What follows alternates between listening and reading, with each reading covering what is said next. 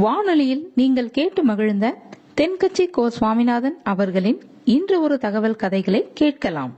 ஒரு ஊரில் ஒரு ராஜா இருந்தார். அந்த ராஜாவுக்கு ஒரு மந்திரி. ராஜா ரொம்ப நியாயமானவர், நேர்மையானவர், கண்டிப்பானவர். தப்பு செய்கிறது யாராக இருந்தாலும் தண்டனை கொடுப்பார். வேண்டியவங்களுக்கு ஒரு நியாயம், வேண்டாதவங்களுக்கு ஒரு நியாயம்ங்கிறதெல்லாம் அவர்கிட்ட கிடையாது. ஒரு சமயம் அரசவையில் அந்த அமைச்சரே விதிமுறைகளுக்கு புறம்பா ஏதோ நடந்துகிட்டு இருக்கார். மன்னருக்கு கோபம் வந்துட்டுது. உடனே அந்த அமைச்சரை கிட்டத்தில் கூப்பிட்டு அவர் கன்னத்தில் ஓங்கி ஒரு அறை கொடுத்துட்டாராம். உடனே அந்த அமைச்சர் என்ன பண்ணார் தெரியுமா? நேராக போனார். அங்கே நின்றுகிட்டு இருந்த இன்னொருத்தர் கன்னத்தில் ஓங்கி அரைஞ்சார். அறை வாங்கினவர் திகைச்சு போயிட்டார். இவர் ஏன் நம்மளை அரைகிறார் அப்படின்னு யோசனை பண்ணார். மன்னரும் திகைச்சு போயிட்டார். நாம இவர் அரைஞ்சா அதுக்காக இவர் போய் இன்னொருத்தர் அரையணுமா அப்படின்னு யோசனை பண்ணார். இவருக்கு என்ன பைத்தியமானு கூட நினைக்க ஆரம்பிச்சுட்டார்.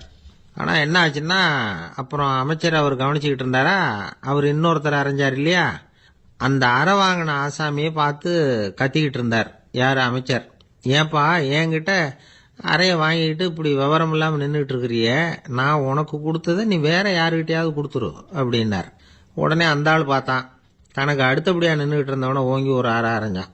அவன் கண்ணத்தை தடவிட்டே யோசனை பண்ணான். இது ஏதோ புரிஞ்சுக்கிட்ட மாதிரி அடுத்தாப்புல நின்றுக்கிட்டு இருந்தவனை அரைஞ்சான். இப்படி இந்த அறை மாறி மாறி போய்கிட்டே இருக்குது. ஊரு பூரா பிரயாணம் பண்ண ஆரம்பிச்சுட்டுது. அன்னைக்கு ராத்திரி அந்த ராஜா படுக்கிறதுக்காக போனார். அந்த நேரம் பார்த்து அவர் கன்னத்தில் பலார்னு ஒரு அறை விழுந்தது. நம்மளே அரையிறது யாரு அப்படின்னு அதிர்ச்சியோட மன்னர் திரும்பி பார்க்கறாரு. அரைஞ்சது அவரோட மனைவி. என்னாச்சு உனக்குன்னு கத்துனார் ராஜா. உங்களுக்கு தெரியாதா, ஊர் பூரா ஒருத்தர் மாற்றி ஒருத்தர் மூலமா இந்த அறை பிரயாணம் பண்ணிட்டு வருது அப்படின்னாங்க அந்த அம்மா. அப்படின்னா ஆரம்பிச்ச இடத்துக்கே வந்துட்டுதா அப்படின்னாராம் மன்னர். என்ன சொல்றீங்கன்னு கேட்டிருக்காங்க. இவர் விவரத்தை சொன்னாராம். அப்படின்னா நீங்க ஆரம்பிச்சு வச்ச இந்த விளையாட்டை நான் முடிச்சு வச்சுட்டேன் அப்படின்னாங்களாம் அந்த அம்மா. மறுநாள் காலை மறுபடியும் அரசவை கூடிச்சு. அந்த அமைச்சர் மன்னரை பார்த்து கேட்டார், என்ன மகாராஜா, என்கிட்ட கொடுத்ததை திருப்பி வாங்கிட்டீங்களா அப்படின்னாராம். இப்படி நடக்கும்னு நான் எதிர்பார்க்கவே இல்லைன்னார் மன்னர். ஆனால் நான் எதிர்பார்த்தேன். அது எங்கே போயிட போகுது, ஊர் பூரா சுற்றி கடைசியில் உங்ககிட்ட தான் சேரும் அப்படிங்கிறது எனக்கு தெரியும் அப்படின்னார் அமைச்சர். இந்த கதை வேடிக்கையாக இருந்தால் கூட இதில் உள்ள கருத்து முக்கியமானது. இந்த உலகத்தில் பல கருத்துக்கள் இப்படி தான் மாறி மாறி சுற்றி வந்துக்கிட்டே இருக்குது. நம்மால் ஒருத்தன் தன்னுடைய நண்பன் ஒருத்தனை கடத்தரில் பார்த்தான். உடனே ஓடி போய் பலார்னு ஒரு அறை கொடுத்தானா. அவன் கண்ணத்தை தடவிட்டு ஏன்டா என்ன அரைஞ்சேன்னு கேட்டிருக்கான். நீ ஏன்டா என்ன முட்டாள்னு என் மனைவிட்ட போய் சொன்னேன் அப்படின்ட்டுருக்கான் அவன். உன்னை ஒரு முட்டாள்னு சொன்னதுக்காகவா நீ என்ன அரைஞ்ச அப்படின்னு கேட்டிருக்கான் இவன். டேய், நான் அதுக்காக அறையலப்பா, அது ஒரு பெரிய ரகசியம். நான் முட்டாளுங்கிறது அந்த ரகசியத்தை நீ ஏன் எங்க வீட்டில் போய் சொன்னேன், அதுக்காக தான் அரைஞ்சேன் அப்படின்னு நான் அவன். ஒரு ஆள் அசையாம கிடக்கிறார். அவர் இருக்காரா போயிட்டாராங்கிறத எப்படி முடிவு பண்றோம்? அவர் மூக்குக்கு முன்னாடி புறங்கையை வச்சு பார்க்குறோம், மூச்சு வருதா இல்லையா அப்படிங்கிறத கண்டுபிடிக்கிறதுக்காக. மூச்சுங்கிறது அவ்வளவு முக்கியமான ஒரு விஷயம். சுவாசம் இல்லைன்னா எதுவுமே இல்லை. நம்ம பூமி இருக்க, அது கூட சுவாசிக்குதுங்கிறத சோவியத் விஞ்ஞானிகள் கண்டுபிடிச்சிருக்கிறாங்க. பூமிக்கு மேல இருக்கிற மண் அடுக்குல காற்றுல உள்ள ஆக்சிஜன் ஆக்சிகரணம் அடையுது அப்படின்னு தான் இதுவரைக்கும் எல்லாரும் நம்பிக்கிட்டு இருந்தாங்க. ஆனா இப்ப என்ன கண்டுபிடிச்சிருக்கிறாங்கன்னா, அந்த ஆக்சிஜன் பூமிக்குள்ள 1 கிலோமீட்டர் ஆழம் வரைக்கும் ஊடுருவி போகுதான். பூமிக்குள்ள 2 பக்கமும் பல கிலோமீட்டர் வரைக்கும் பரவுதான். பூமிக்குள்ள இருக்கிற நீர்நிலை அடுக்குகள் தான் நுரையீரல் செய்யற வேலையை செய்யுதான். நம்ம உடம்புல நுரையீரல் இல்லைன்னா ஒன்றும் நடக்காது. ஒரு மரத்தை தலைகீழா தொங்க போட்டா எப்படி இருக்கும் அப்படி யோசிச்சு பாருங்க. அப்படித்தான் இதுவும், நுரையீரலும் அப்படித்தான் இருக்கும். வலது பக்கம் ஒன்று, இடது பக்கம் ஒன்று. வலது பக்கம் நுரையீரல் கொஞ்சம் பெருசா இருக்கும். நுட்பமான நரம்பு குழாய்கள் அதில் இருக்கும். கோடிக்கணக்கான நுண்ணிய குழாய்களை வச்சுக்கிட்டு தான் அது வேலை செய்யுது. 25 கோடி குழாய்கள் இருக்கும். அதை அப்படியே முழுசா பிரிச்சு பரப்புனா ஒரு டென்னிஸ் கோர்ட்ல பாதி பரப்பளவு இருக்குமா. நுரையீரல் நிறம் கருஞ்சிவப்பு தான். புகை அதிகமா உள்ள போச்சுன்னா அது கருப்பாயிடுது. காத்துல உள்ள பிராணவாயுவை இது இழுத்து எடுத்துக்கிட்டு ரத்தத்தை சுத்தப்படுத்துற முக்கியமான வேலையை இது செய்யுது. அசுத்த காத்தை வெளியில அனுப்பி வச்சிருது. ஒருத்தர் வேகமா ஓடி வரார், அவருக்கு மூச்சு இறைக்கும். பயங்கரமா எதையாவது பார்த்து விடுறார், உடனே மூர்ச்சை ஆயிடுவார். இது மாதிரி சமயங்கள்ல வேற எந்த தூண்டுதலும் இல்லாம நுரையீரல் தானாவே இயங்கும். இப்படி ஒரு அவசியம் ஏற்படுறப்போ இயக்கத்தை தூண்டி விடுற முக்கியமான இணைப்பு மூளைக்கு கீழே முதுகு எலும்புக்கு மேற்பகுதியில் இருக்குது. அது உடனே சுவாசத்துக்கு அவசர உதவியை கொடுக்குது. இப்ப ஒருத்தர் பேசாம உட்காந்துருக்கார். இந்த சமயத்துல அவருக்கு 1 பங்கு காத்து தேவைப்படுதுன்னு வச்சுக்கோங்க. அவர் எழுந்திருச்சு நடக்கும் பொழுது 1.5 மடங்கு தேவைப்படும். ஓடுனாருன்னா 3 மடங்கு தேவைப்படும். படுத்திருக்கிறப்ப 1/2 மடங்கு தான் தேவைப்படும். இதுக்கு நிமிஷத்துக்கு 16 தடவை மூச்சு விட்டாகணும். இப்படி சாதாரணமாக உள்ளே இழுக்கிற காற்று கொஞ்சம்தான் இருந்தாலும் இது மாதிரி 8 மடங்கு காற்றை உள்ளே இழுத்து வச்சுக்கிற சாமர்த்தியம் நுரையீரலுக்கு இருக்குதான். தண்ணி, நுண்கிருமிகள், ரசாயன பொருள் இப்படி எது உள்ளே போனாலும் நுரையீரல் சமாளிச்சுக்கும். 30 வருஷமாக விடாத புகை பிடிக்கிறவர் தொடர்ந்து உள்ளே அனுப்பி வைக்கிற புகையை கூட சமாளிக்குதுன்னா பார்த்துங்களேன். உள்ளே போகிற புகை நுட்பமான சுவாச முடிச்சுகளை அழிச்சுடுது. கறி புகை அது மேலே படிஞ்சு உபயோகம் இல்லாமல் பண்ணிவிடுது. ஆனாலும் தேவைக்கு அதிகமாக 8 மடங்கு கூடுதலாக சுவாச முடிச்சுகள் நம்ம உடம்புக்குள்ளே இருக்கிறதுனால சமாளிக்க முடியுது. சமாளிக்க முடியலன்னா சில சமயம் மூச்சு திணறும். அதை ஒரு எச்சரிக்கையாக எடுத்துக்கிட்டு புகை பிடிக்கிற பழக்கத்தை விட்டுடணும். அதுதான் நல்லது. ஆனால் அப்படி யார் விடுறது? இணை பிரியாத 2 நண்பர்கள் இருந்தாங்களாம். 2 பேரும் விடாமல் சிகரெட் குடிக்கிறவங்க. அதில் ஒருத்தன் செத்து போட்டான். இன்னொருத்தன் அதுக்கப்புறம் 2 சிகரெட்டாக குடிக்க ஆரம்பித்தானா. ஏன் இப்படி பண்ணுறேன்னு கேட்டிருக்காங்க. நான் ஒரு சிகரெட்டு தான் குடிக்கிறேன், செத்து போன என்னுடைய ஃப்ரெண்டு இருக்கானே செத்து போனவன், அவனுக்காக இன்னொரு சிகரெட்டு குடிக்கிறேன் அப்படின்னு நானா. இது ரொம்ப ஆபத்து, விட்டுடு அப்படின்னு சொல்லியிருக்காங்க. சரின்னு ஒத்துக்கிட்டான். ஆனால் அதுக்கப்புறமும் ஒரு சிகரெட் வீதமாக குடிச்சிக்கிட்டே இருந்தான். சிகரெட் பழக்கத்தை நீ இன்னும் விடலையான்னு கேட்டாங்களாம். அந்த பழக்கத்தை நான் எப்போ விட்டுட்டேன், இப்போ நான் குடிக்கிறது என் ஃப்ரெண்டுக்காக அப்படின்னு நானா. இவங்கெல்லாம் எப்படி திருந்துறது? ஒருத்தர் முகத்தை தொங்க போட்டுக்கிட்டு ஒரு மாதிரியாக வந்தார். என்ன விஷயம்னு விசாரித்தேன். என்னுடைய நண்பன் ஒருத்தங்கிட்ட கருத்து வேறுபாடு, இனிமேல் நமக்குள்ளே எந்த சம்மந்தமும் வேணாம்னு நட்பை முறிச்சிட்டு வந்துட்டேன்னா. நண்பர்கள்னு இருந்தால் கருத்து வேறுபாடு வரத்தான் செய்யும்னு. கருத்து வேறுபாடு வராமல் இருக்கிறதுக்கு ஏதாவது வழி உண்டா அப்படின்னு கேட்டாங்க. அதை பற்றி நிபுணர்கள் சில யோசனைகளை சொல்லியிருக்கிறாங்கன்னு. முதல் விஷயம் என்னென்னா, உங்கள் நண்பனுக்கு ஒரு செய்தி சொல்லணும்னா அதை நீங்களே நேரடியாக சொல்லுங்கள், அல்லது உங்கள் கைப்பட கடிதம் எழுதுங்க. அதாவது நேரடி தொடர்பு முக்கியம். அதை விட்டுட்டு இன்னொருத்தர் மூலமாக நண்பர்களுக்கு செய்தி அனுப்புனா நீங்கள் சொல்கிற செய்தி அப்படியே போய் சேராது. அது சேதமாயிடும். கூட்டி குறைச்சி சொல்லிவிடுவாங்க. அது குழப்பத்தில் கொண்டாந்து விட்டுரும். இது ஒரு யோசனை. 2வது யோசனை என்னன்னா, நீங்கள் ஒரு நல்ல காரியத்தை செய்யும் பொழுது உங்கள் நண்பரையும் சேர்த்துக்குங்க. அவருக்கும் அதில் ஒரு ஈடுபாட்டை உருவாக்குங்க. 3வது யோசனை, நம்ம பக்கத்தில் இருக்கிற நண்பர் மகிழ்ச்சி அடைகிற மாதிரி ஏதாவது செய்யணும்.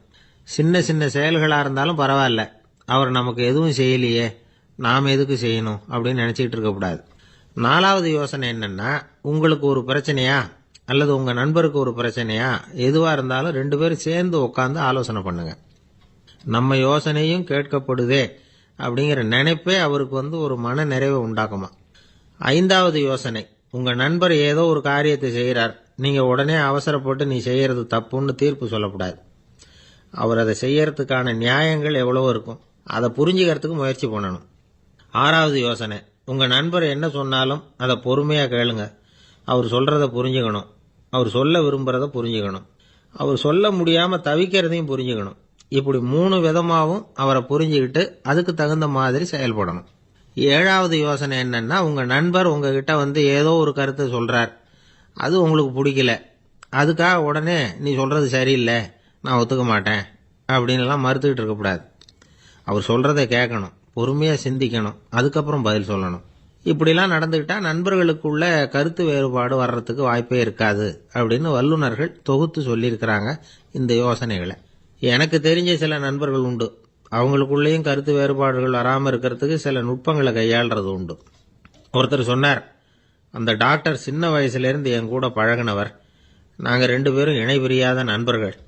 இருந்தாலும் எனக்கு உடம்பு சரியில்லைன்னா நான் அவர்கிட்ட வைத்தியம் பார்த்துக்க மாட்டேன் அப்படின்னார் ஒருத்தர். ஏன் அப்படின்னு கேட்டேன். எங்கள் நட்பு கெட்டுப்போடக்கூடாது இல்லையா, அதனால தான் அப்படின்னாரு இவர். ஒரு அம்மா, அவங்களுக்கு 35 வயசு இருக்கும், குடும்பத்தில் எந்த கஷ்டமும் இல்லை.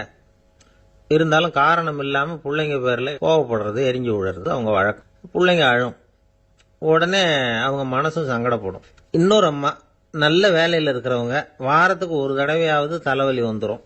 இவங்களுக்கெல்லாம் உடம்புல எந்த கோளாறும் இல்லை, மனசு மட்டும் சரியாக இருக்காது. தூக்க மாத்திரை கையில் வச்சுருப்பாங்க. 30-35 வயசுடைய பெண்களுக்கு சர்வசாதாரணமாக காணப்படுகிற மனக்கோளாறு இது. இதுக்கு பேர் மனவாட்டம், டிப்ரெஷன், மனமடிவு அப்படின்னு சொல்லலாம். இந்த நோய்க்கு அறிகுறி என்ன தெரியுமா? மனசில் வருத்தமான உணர்வு இருக்கும், அடிக்கடி அழலாம் போல தோணும். முன்னால எல்லாம் எந்தெந்த செயலில் ஆர்வம் இருந்ததோ அதெல்லாம் குறைஞ்சிரும், அல்லது சுத்தமாகவே ஆர்வம் இல்லாமல் போயிடும். சில பெண்கள் இளம் வயசுல பக்கத்தில் இருக்கிறவங்க கிட்ட கலகலப்பாக பேசுவாங்க, வீட்டை அலங்கரிக்கிறதுல ஆர்வம் இருக்கும். இப்போ அதுல எல்லாம் ஆர்வம் இல்லாமல் போயிடும். எந்த வேலை செஞ்சாலும் சீக்கிரம் களைப்பு அடைஞ்சுடுறது மாதிரி ஆகிடும். நமக்கு யாருமே உதவியா இல்லை, நம்ம எல்லாரும் கை விட்டுட்டாங்க போல இருக்குதே அப்படிங்கிற உணர்வுலாம் உண்டாகும். தன்னைத்தானே குறை சொல்லிக்குவாங்க. நாம் தப்பு பண்ணிவிட்டோம் போல இருக்குதே அப்படின்னு தோணும்.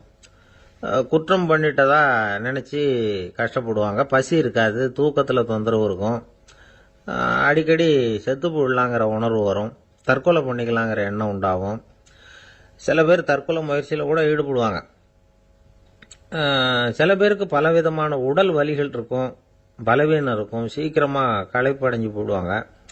இதெல்லாம் மனவாட்ட நோய்க்கான தன்மைகள். இந்த மனவாட்டம், அதாவது டிப்ரெஷனை 2 வகையாக பிரிக்கலாமா. ஒன்று தானாக உண்டாக்கிக்கிறது, இன்னொன்று எதிர் விளைவை உண்டு பண்ணுகிற அல்லது நரம்பு சம்பந்தப்பட்ட டிப்ரெஷன். தானாக உண்டாக்கிக்கிற மனவாட்ட நோய் இருக்கு பாருங்க, அதுக்கு ஏதாவது சூழ்நிலை காரணமாக இருக்கலாம் அல்லது இல்லாமலும் போகலாம். மூளையில் டொபாமைன் அல்லது செரட்டோனின் இதோட அளவு குறையும் பொழுது இந்த டிப்ரெஷன் உண்டாகுது. இதுக்கு ஓரளவு பிறவி காரணங்கள் கூட இருக்கலாம். குடும்பத்தில் வேற சிலருக்கும் வரலாம். பாதிக்கப்பட்ட பெண்ணை பார்க்கறதுக்கு பலவீனமாக தெரியும், கடுமையான குற்ற உணர்வு இருக்கும், தனியாக இருக்கிறதுக்கு ஆசைப்படுவாங்க, நடு ராத்திரியில் எழுந்திரிச்சு உட்காந்து கஷ்டப்பட்டுக்கிட்டு இருப்பாங்க, கொடூரமான முறையில் தற்கொலை பண்ணிக்க முயற்சி பண்ணுவாங்க, தீ வச்சுக்கிறது, அமிலத்தை குடிக்கிறது, தூக்கில் தொங்குறது. இப்படி தானாக வரவழைச்சிக்கிற மனவாட்ட நோய் மறையக்கூடிய நோய். ஒரு தடவை வந்தால் 3லேருந்து 6 மாதம் வரைக்கும் நீடிக்கும். இடைப்பட்ட காலங்களில் நோயாளி இயல்பாக இருப்பார். எதிர் விளைவை உண்டு பண்ணுகிற அல்லது நரம்பு சம்பந்தப்பட்ட மனவாட்ட நோய் எப்படின்னா, கணவன் மனைவி மாமியார் மருமகள் இப்படிப்பட்ட உறவு முறை பிரச்சனைகள், தோல்விகள், எரிச்சல்கள், ஆபீஸ் பிரச்சனை, இப்படிப்பட்ட சூழ்நிலையால் உண்டாகிறது. எல்லாத்துக்கும் மருந்து இருக்குது, மார்க்கம் இருக்குது, கவலைப்பட வேண்டியதில்லை, தைரியமாக இருக்கணும். உளவியல் மருத்துவம் இதுக்கு ரொம்ப உபயோகமாக இருக்கும். சில பெண்களை பாருங்கள், அவங்க எதுக்கும் அலட்டிக்கிறது இல்லை.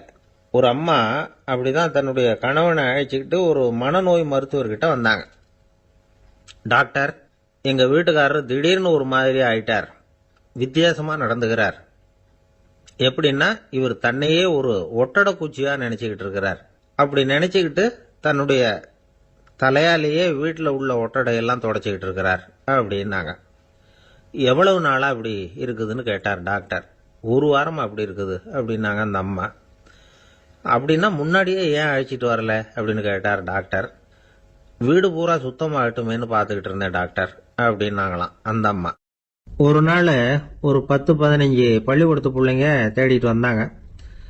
உங்களை பார்த்துட்டு தான் போகணும், அதுக்காக தான் வந்திருக்கோம்னாங்க. என்ன விஷயம்னு கேட்டோம்.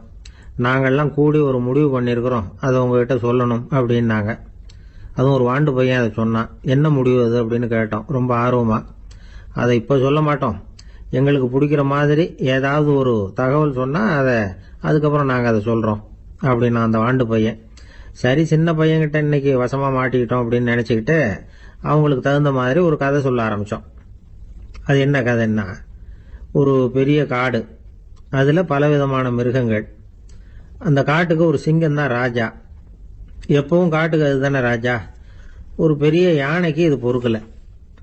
என்ன இது, எப்போ பார்த்தாலும் இங்கே சிங்கத்துக்கே ராஜா பதவி கிடைக்குது, நான்லாம் எவ்வளவு பலசாலியாக இருக்கிறேன், அப்படி இருந்தும் எனக்கு அந்த பதவி கிடைக்கலையே அப்படின்னு தனக்குள்ளே பொறுமிக்கிட்டே இருந்தது. ராஜா பதவியை நினச்சி ரொம்ப ஏக்கம், அதுக்கு பதவி மோகம். இந்த சமயம் பார்த்து ஒரு குள்ள நெறி கூட்டம் அதை தேடிட்டு வந்தது. ஐயா பெரியவங்களே, நீங்கள் இந்த காட்டுக்கு ராஜாவாக இருக்க ஆசைப்படுறீங்க, அதில் ஒன்றும் தப்பு இல்லை. ஆனால் அதுக்கு முன்னாடி நீங்கள் எங்கள் கூட்டத்துக்கு கொஞ்ச நாள் தலைவராக இருங்க, அதாவது ராஜாவாக இருங்களேன், உங்களுக்கும் ஒரு ட்ரைனிங் கிடைச்சது மாதிரி இருக்கும் அப்படின்னு சொல்லியிருக்குது இந்த கூட்டம், குள்ளநெறி கூட்டம். இதை கேட்ட உடனே யானைக்கு ரொம்ப சந்தோஷம் தாங்கலை. அதுதான் எப்போன்னு பதவிக்காக காத்துக்கிட்டு இருக்குதே. இருந்தாலும் கொஞ்சம் பிகுவோட, சரி நீங்கள்லாம் இவ்வளோ தூரம் என்ன தேடிட்டு வந்து கேட்கறதுனால மறுக்க முடியல அப்படின்னு ரொம்ப ஏதோ அவளுக்கு சிரமப்பட்டு ஒத்துக்கிறது மாதிரி ஒத்துக்கிட்டது. ஏதோ உங்கள் ஆசைக்கு கட்டுப்படுறேன், கொஞ்ச நாள் உங்கள் கூட்டத்துக்கு ராஜாவாக இருக்கிறதுக்கு சம்மதிக்கிறேன் அப்படின்னுது. உடனே அந்த யானை ராஜ நட போட ஆரம்பிச்சிட்டுது. யானை வந்து சாதாரணமாக நடந்தாவே எப்படி இருக்குங்கிறது நமக்கு தெரியும். அதுவே ராஜ நடந்தா எப்படி இருக்கும் கற்பனை பண்ணி பாருங்க. யானை முன்னாடி கம்பீரமாக போய்கிட்டு இருக்குது, தலைவர் இல்லையா, அதனால குள்ள நரிகள்லாம் ரொம்ப அடக்கமாக அது பின்னாடி அணிவகுத்து போயிட்டு இருக்குது. ராஜா வாழ்க மன்னர் வாழ்க அப்படின்னு கோஷம் வேற. யானைக்கு தலைகால புரியல, அவ்வளவு சந்தோஷம். அந்த யானைக்கு செருக்கு ஆணவம் எல்லாம் ஏற்பட்டு போச்சு. அதுக்கப்புறம் அது தரையை பார்க்குமா நிமிர்ந்து நடக்க ஆரம்பிச்சுட்டுது. தரையை பார்க்கறதே இல்லை. அப்படி போயிட்டு இருக்கிறப்போ ஒரு சதுப்பு நிலத்துல திடீர்னு காலை வச்சுட்டுது. அவ்வளவுதான், கால் உள்ள போயிட்டுது. இன்னொரு காலை எடுத்து வச்சுது, அதுவும் உள்ள போயிட்டுது. அந்த 2 காலையும் எடுக்கிறதுக்காக அடுத்த 2 காலையும் அழுத்திச்சு, அதுவும் உள்ள போக ஆரம்பிச்சுட்டுது. இப்ப 4 காலம் வசமா சேத்துல அழுந்தி போச்சு, எடுக்க முடியல. குள்ள நரிகள்லாம் அதை சுத்தி சுத்தி வந்தது. சிலது சுத்தி நின்று டான்ஸ் ஆட ஆரம்பிச்சுட்டுது யானையை பார்த்துட்டு.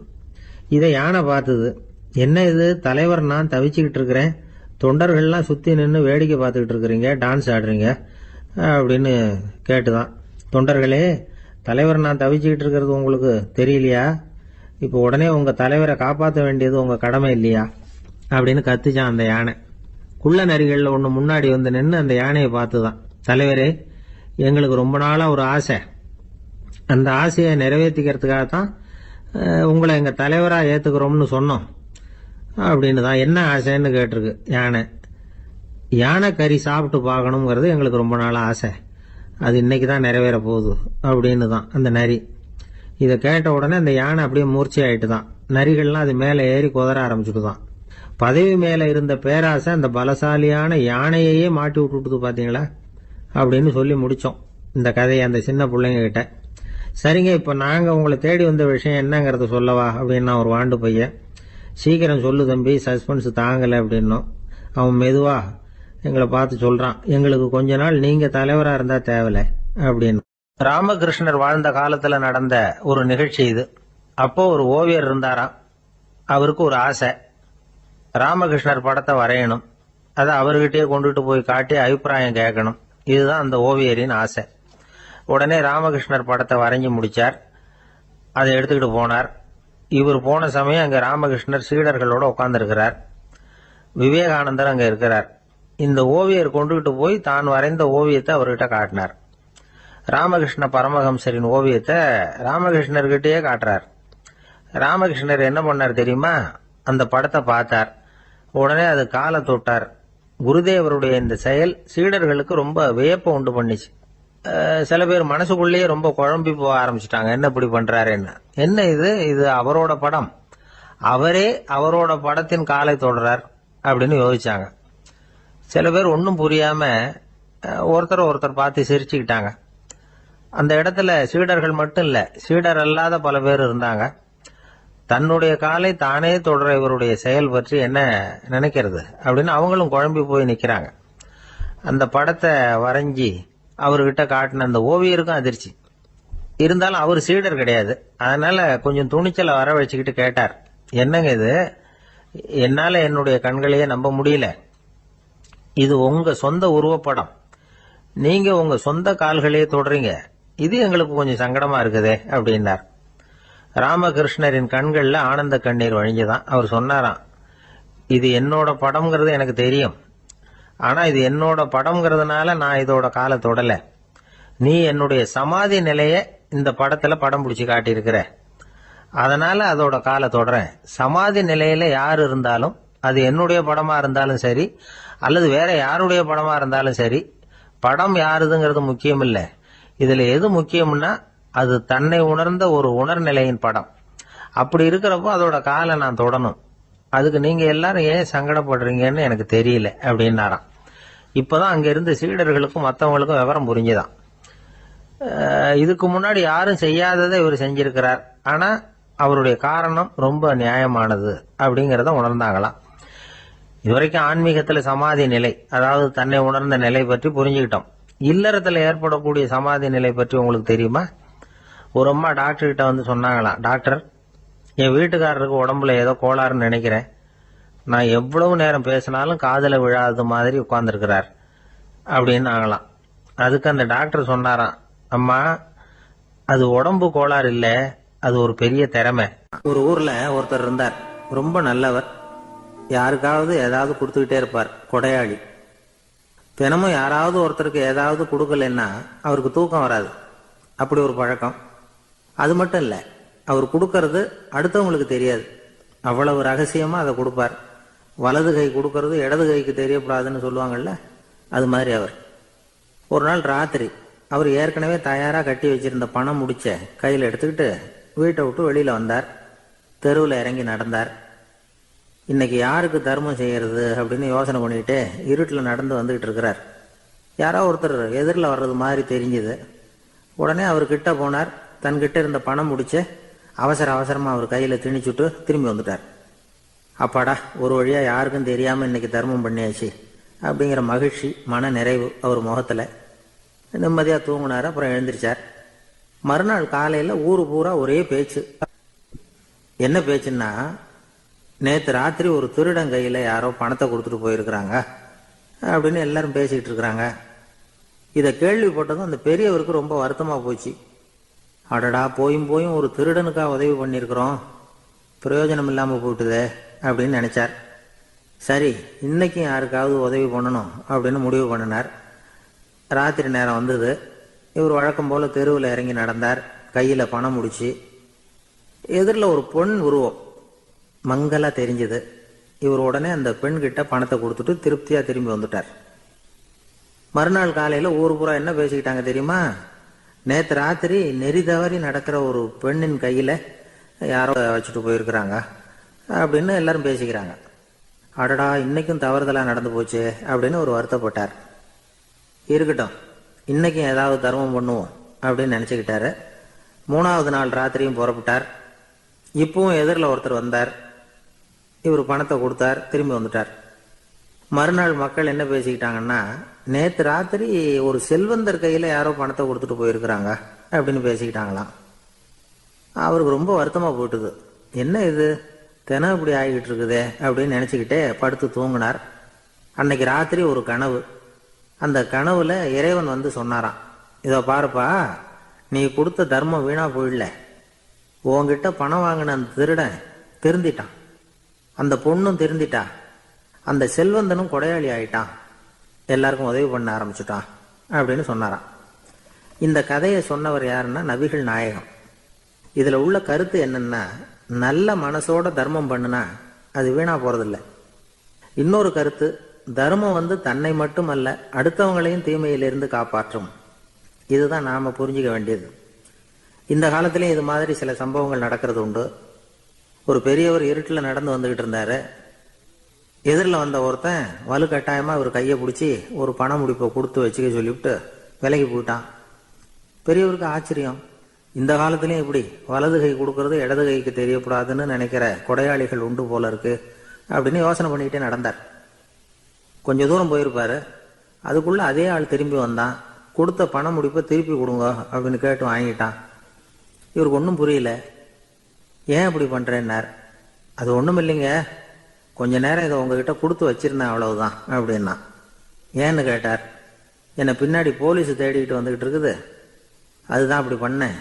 இப்போ போயிட்டு இனிமே ஒன்றும் பயம் இல்லை அப்படின்னு சொல்லிவிட்டு அவன் பாட்டுக்கு நடந்து போறான். ஒரு ஊர்ல ஒரு ஆள் இருந்தான். நிறைய பணம் சேர்த்தான்.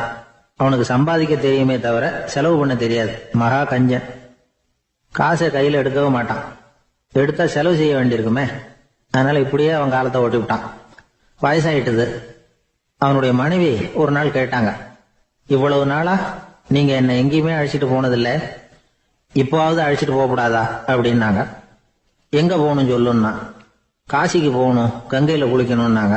இவன் பார்த்தான், இதுக்கு ஏன் அவ்வளவு தூரம் செலவு பண்ணிட்டு போகணும், நம்ம ஊர் ஆத்துலயே குளிக்கலாமே, இதுவும் புண்ணிய நதி தான், இங்க குளிச்சா அங்க குளிச்ச பலன் கிடைச்சிரும் அப்படின்னா.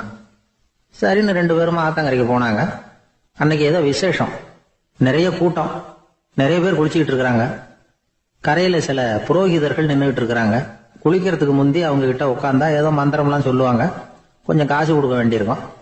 அதனால இவன் என்ன பண்ணா, ஆத்தங்கரையிலேயே கொஞ்சம் தூரம் போனான். ஊரை விட்டு தள்ளி வந்துட்டான். அங்க யாருமே இல்லை. அப்பாடான்னு சந்தோஷப்பட்டான். குளிக்கலாம்னு புறப்பட்டான். இந்த நேரம் கடவுள் பார்த்தார், இந்த கஞ்சனுக்கு ஏதாவது புத்தி போகட்டணும் அப்படின்னு நினைச்சார். உடனே ஒரு புரோகிதர் மாதிரி உருவத்தை மாத்திக்கிட்டு அந்த ஆள் முன்னாடி வந்து நின்னார். அவனுக்கு அதிர்ச்சி. இங்க யாருமே இருக்க மாட்டாங்கன்னு நினைச்சா இங்கேயுமே ஒரு ஆள் வந்துட்டாரு, என்ன பண்றதுன்னு யோசனை பண்ணான். புரோகிதர் உருவத்தில் இருந்த கடவுள் சொன்னார், இத பாருங்க, இன்னைக்கு விசேஷ நாள், நீராடுறதுக்கு முன்னாடி சுயகல்பம் பண்ணிக்கிறது ரொம்ப நல்லது அப்படின்னார். என்கிட்ட பணம் எதுவும் இல்லையேன்னா, பரவாயில்ல அப்புறமா கொடுங்க வாங்கிக்கிறேன், ஆனா ஒண்ணு, எவ்வளவு கொடுப்பீங்கிறத மட்டும் இப்பவே சொல்லி கொடுங்க அப்படின்னார். இவன் ரொம்ப யோசனை பண்ணான். ஒரு 10 பைசா தரேன் அப்படின்னா. சரின்னு ஒத்துக்கிட்டு எல்லா கிரியைகளையும் அவர் செஞ்சார். அதுக்கப்புறம் கணவனும் மனைவியும் ஆத்துல குளிச்சாங்க. அவர் போயிட்டார். கொஞ்ச நாள் கழிச்சு அவன் வீட்டுக்கு வந்தார் கடனை வசூல் பண்றதுக்கு. வாசல்ல நின்றுகிட்டு இருந்த அவன் மனைவி இவரை பார்த்ததும் தயங்க ஆரம்பிச்சாங்க. அந்த அம்மா கிட்ட விஷயத்த சொன்னார். அந்த அம்மா ஓடி போய் உள்ள இருக்கிற தன்னுடைய கணவர்கிட்ட சொன்னாங்க.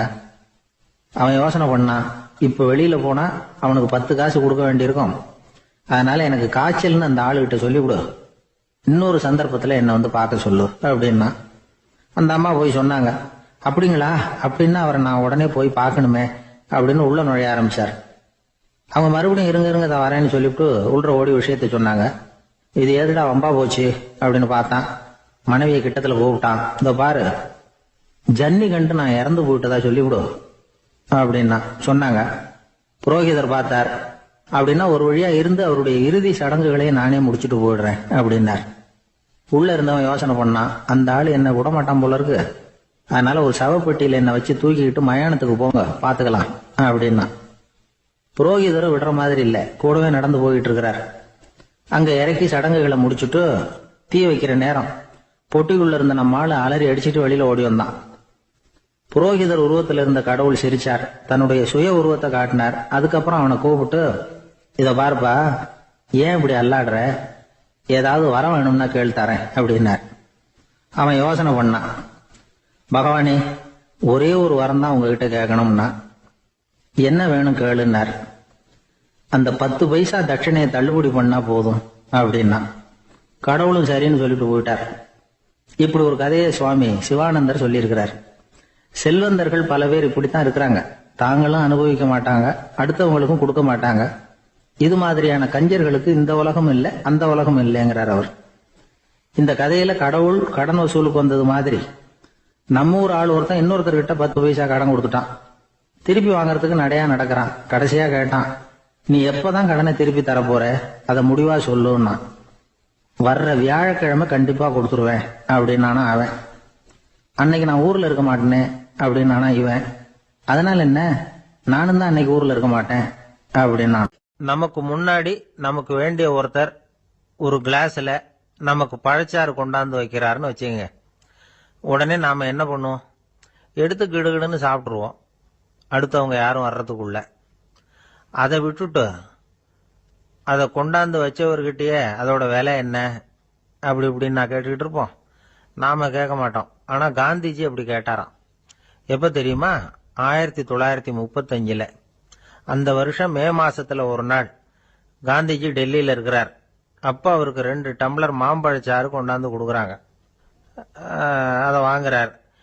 இதோட விலை என்ன அப்படின்னு கேட்டார் காந்திஜி. யாருகிட்ட கேட்டாருன்னா மனுபென் காந்தி கிட்ட கேட்கிறார். அவங்க தான் கொண்டாந்து கொடுக்குறாங்க.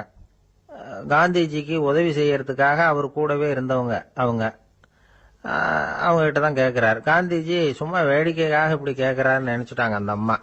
அதுவும் இல்லாம அதோட விலையை கேட்டா காந்திஜி நிச்சயமா அதை சாப்பிட மாட்டார் அப்படிங்கிற பயம் வேற. அதனால அந்த அம்மா பதில் எதுவும் சொல்லாம கம்முன்னு இருந்துட்டாங்க. கொஞ்ச நேரம் ஆச்சு. அந்த பழச்சாறு வச்ச இடத்துல அப்படியே இருக்குது, வச்ச இடத்துல வச்சபடியே இருக்கு. காந்திஜி அதை சாப்பிடவே இல்லை. மனுபென் காந்தி பார்த்தாங்க. மெதுவா காந்திஜி கிட்ட போய் அதை சாப்பிடுங்களேன் அப்படின்னாங்க. பழச்சாறு விலை என்னன்னு கேட்டேன், அதுக்கு பதில் இல்லை. அது முதல் தப்பு. பதிலை எதிர்பார்த்திருந்தும் அதை பத்தி விசாரிக்கல, அது 2வது தப்பு. இப்படி 2 தப்புகளை பண்ணிவிட்டு என்கிட்ட வந்து இதை சாப்பிடுங்கன்னு சொன்னா அது எப்படி அப்படின்னு கேட்டாராம் காந்திஜி. மனுபென் காந்தி என்ன சொல்றதுன்னு தெரியாம திகைச்சு போய் நின்றுகிட்டு இருந்தாங்க. காந்திஜி தொடர்ந்து சொன்னாராம், இப்ப என் முன்னாடி வச்சிருக்கிற இந்த பழச்சாறு விலை சுமாரா ஒரு ₹1/2 இருக்கும். அது அந்த காலத்து மதிப்பு. இந்த பழச்சாறு இல்லாம கூட என்னால இருக்க முடியும். ஆனா அவசியமான பொருள்களை வாங்கறதுக்கு கூட சக்தி இல்லாத மக்கள் இந்த நாட்டில் நிறைய பேர் இருக்கிறாங்க. அப்படி இருக்கிறப்போ எனக்கு என்னத்துக்கு இந்த விலை உயர்ந்த பானம்? இதை இப்போ நான் சாப்பிட்டா என் உடம்பு வேணும்னா ஆரோக்கியமாகலாம், ஆனா என் மனசு அமைதி அடையாது. எனக்கு என்னுடைய உடல் ஆரோக்கியத்தை விட மன ஆரோக்கியம்தான் முக்கியம். அதனால இதை நான் சாப்பிட மாட்டேன், எடுத்துட்டு போயிடு அப்படின்னாராம். அந்த சமயத்துல ஒரு அகதி பொண்ணு 2 குழந்தைகளோட காந்திஜியை பார்க்கறதுக்காக வந்தது. வணக்கம் சொல்லிச்சு. காந்திஜி உடனே தனக்கு முன்னாடி இருந்த பழச்சாற்றை எடுத்து அந்த பொண்ணுகிட்டையும் குழந்தைகள்கிட்டையும் கொடுத்து சாப்பிட சொன்னார். அவங்க அதை வாங்கி ரொம்ப சந்தோஷத்தோட சாப்பிட்டாங்களாம். அதை பார்த்த காந்திஜி முகத்துல ஒரு புன்னகை, ஒரு பரவசம், ஒரு திருப்தி. அவர் மனசு நிறைஞ்சிருந்தது. அப்போ அவர் சொன்னாராம், ஆண்டவன் எனக்கு எப்பவும் சரியான சமயத்துல கை கொடுப்பாருங்கிறது அதுக்கு இதுதான் அத்தாட்சி. நான் ஒரு இக்கட்டான சூழ்நிலையில இருக்கிறப்ப கூட கடவுளின் கருணையால அந்த சூழ்நிலை என்னை பாதிக்கல. என் கூட இவ்வளவு நாள் பழகியும் கூட இங்க இருக்கிறவங்க எனக்கு அதிக விலையுள்ள பழரசத்தை கொடுத்தாங்க. ஆனா சரியான நேரத்துல அதை சாப்பிட வேண்டியவங்களை என்கிட்ட அனுப்பி வச்சு என்ன சந்தோஷப்படுத்தினார் கடவுள், அவருக்கு நன்றி அப்படின்னாராம் மகாத்மா காந்தி. உடல் ஆரோக்கியத்தை விட மன ஆரோக்கியம் தான் எனக்கு முக்கியம்னு சொன்னார் பாருங்க. அதை நாம எல்லாரும் மனப்பூர்வமா இன்னைக்கு சிந்திச்சு பார்க்கணும். இந்த காலத்துல எல்லாரும் அப்படியா நினைக்கிறாங்க?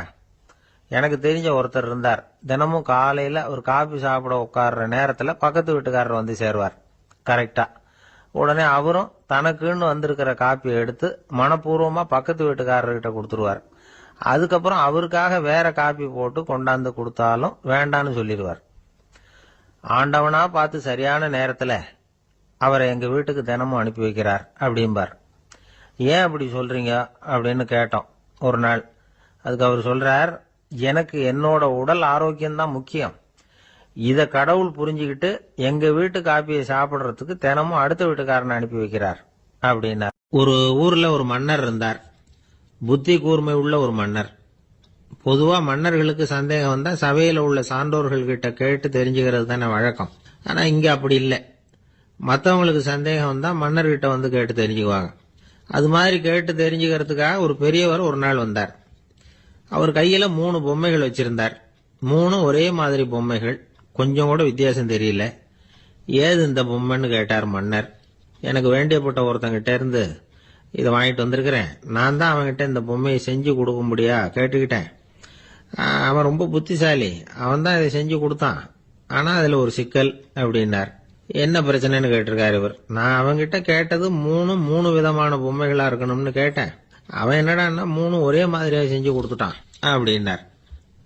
அவங்கிட்டயே கேட்கறது தானே அப்படின்னு இருக்காரு இவரு. கேட்டேன். அவன் என்ன சொல்றான்னா, இது 3 ஒரே மாதிரி பொம்மை கிடையாது, 3 விதம், ஒண்ணுக்கு ஒண்ணு வித்தியாசம் இருக்குது.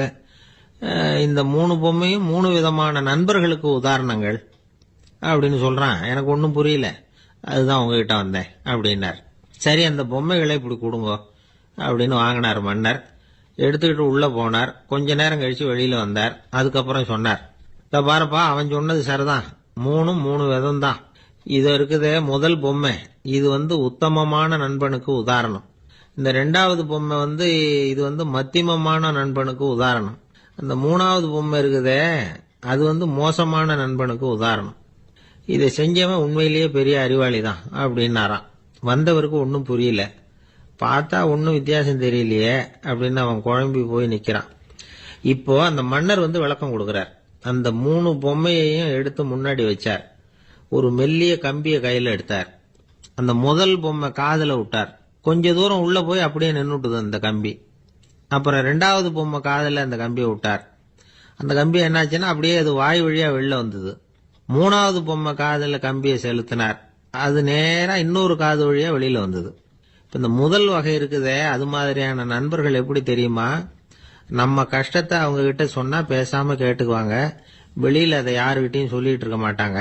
வெளியில தெரியாம நமக்கு உதவி பண்ணுவாங்க. செஞ்சுட்டு அதை நான் தான் செஞ்சேன்னு சொல்லிட்டு இருக்க மாட்டாங்க. அதுதான் கம்பி ஒரு காது வழியா போய் உள்ளே நின்னுட்டுது.